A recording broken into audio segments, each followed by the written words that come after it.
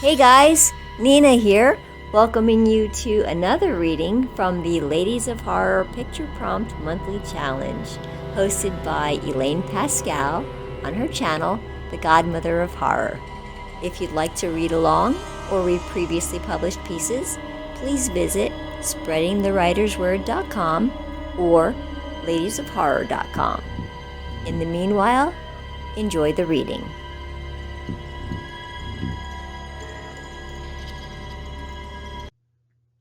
Mudding by KR Morrison.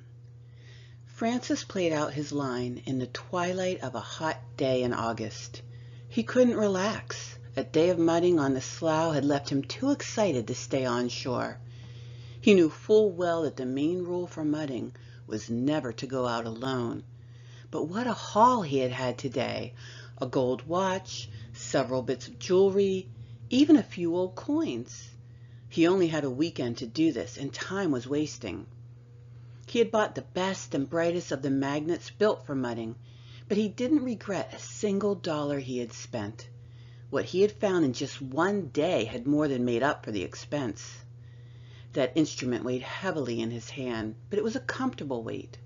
With all his strength, he threw the magnet as far out into the water as he could. With everyone else off the rapidly receding slough, he saw no reason why he couldn't get some real treasure now. And he was rewarded almost immediately. The line drew taut with a twang of the cord. He grinned as he pulled at the rope. There was a lot of resistance. If there wasn't real booty at the end of this line, he would be very surprised. Bubbles came up lazily from deep under the water, which meant that the object was quite heavy.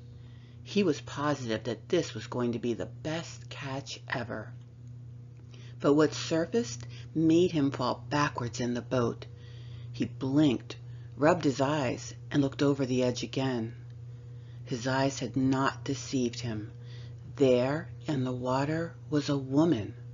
Her face, beautiful as a spring day, surfaced slowly, and she looked up at him and smiled. Francis was caught in her gaze and felt himself craning further and further over the edge. He smiled back. Her arms came out of the water and she wrapped them around his neck. He was enthralled and immediately in love. Funny how it can all change in a moment. She smiled wider, and he suddenly saw her in her true form. He pushed back as she sank back into the water, but he was already off balance. There was hardly a splash as she pulled him under with her. The pool of red that followed mixed with the water in the cooling evening. The next day, as people walking along the shore came across shoes, clothes, bits of flesh, and a magnet, she readied her lures along the mud and sank back under the surface. She waited patiently next to her cache of hearts and other treasures.